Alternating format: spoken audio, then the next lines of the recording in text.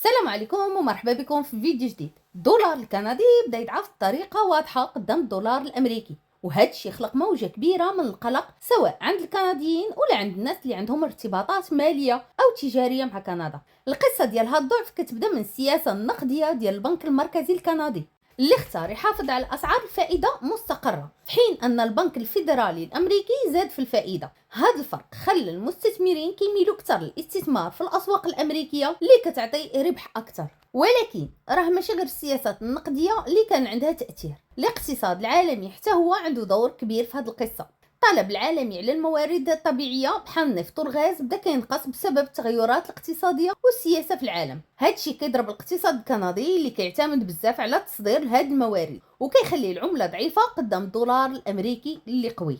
وهذا الوضع كيأثر مباشرة على الحياة اليومية. مثلا الناس اللي كيسافروا للخارج كيلقاو السفر غالي بزاف حيت قيمة الدولار الكندي ناقصة. الشركات اللي كتستورد مواد أولية ولا سلع من الخارج كتعاني من ارتفاع التكاليف، وحتى المغاربة اللي عايشين في كندا واللي كيعتمدوا على الفلوس اللي كتجيهم من عائلاتهم في المغرب بداو كيشوفوا كيفاش هاد الفلوس ما بقاتش كتسوى بحال قبل. من جهه اخرى كندا كتحاول تلقى حلول. كاين اللي كيقول خاص كندا تركز على تنويع الاقتصاد وتخدم على قطاعات جديده بحال التكنولوجيا والصناعه باش تقلل الاعتماد على الموارد الطبيعيه.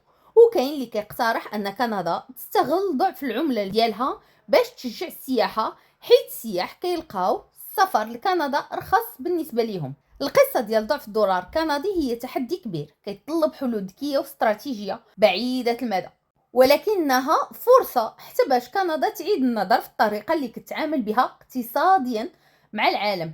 وختاما يبقى السؤال، واش كندا غادي تقدر تستافد من هذه الازمه باش تقوي روح الابتكار والتغيير، ولا غادي تبقى في دوامه التاثيرات السلبيه؟ خليوا لي كومونتير ديالكم، والى اللقاء في الفيديو القادم ان شاء الله.